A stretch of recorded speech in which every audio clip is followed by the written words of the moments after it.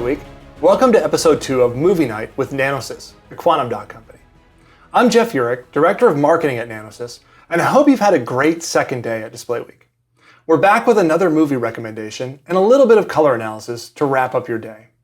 I've been conducting some research on the use of BT.2020 colors in UltraHD HDR movies.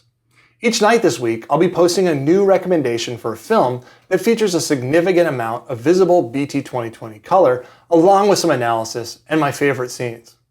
Please be sure to hit the subscribe button and tune back in for future episodes. Now, on to the feature. We're switching it up a little bit, leaving behind the dystopian, post-apocalyptic world of The Matrix, and headed for the vibrant jungles of South America. Tonight we'll be watching episode 1 of the BBC's great Planet Earth 2 miniseries from 2016.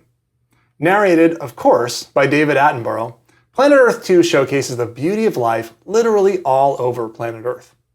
Creating this comprehensive documentary was a massive undertaking for the filmmakers. It was shot in 40 different countries with more than 2,000 shooting days over a 6-year period. The result is both educational and really beautiful. Let's take a closer look at the analysis. As I mentioned in episode 1, when I'm analyzing a piece of HDR content, I always start by checking the available metadata.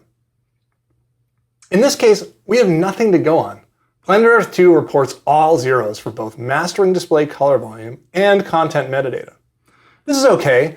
Metadata is not always necessary for a good experience. Most modern displays are able to make appropriate tone mapping adjustments based on just the data inside the content. And this means we have to look a little harder to learn more. So it's time to fire up HDR Master 8K and take a closer look at that data. Here, we're looking at a plot of the peak color saturation of every frame in the episode. A Planet Earth 2 episode is about an hour long, so there are only 75,000 frames here. Yeah, just only 75,000. The average peak saturation across those 75,000 frames is 139% of DCI-P3. The highest saturation of any frame in this film is 179% of DCI-P3, so it's way out there. Remember, we're only looking at pixels in the 1 to 100 nit luminance range here. This helps assure that we're only considering colors in the heart of the visible range, ignoring wild highlights, dark shadows, and many encoding errors. Let's look at a real scene to get a better feel for what those stats mean for the actual content. This shot is from the opening sequence of the film. Right away, you can see the deep BT.2020 greens popping up on the CIE chart as the camera pans through lush, tropical vegetation. Trying to avoid dropping into an Attenborough impersonation here.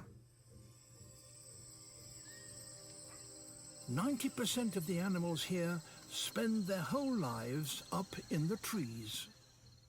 I had to include this scene from Ecuador, highlighting the dozens of species of hummingbird there, with a little shout out to our very own Dr. Ray Ma, who shoots amazing images of hummingbirds right here in Silicon Valley. These birds are a little more colorful though. You can see an incredible range of color, really all over the spectrum from red to green to blue and even purple, on both the birds' feathers and the flowers around them. Just really vibrant and beautiful and perfectly captured in BT.2020.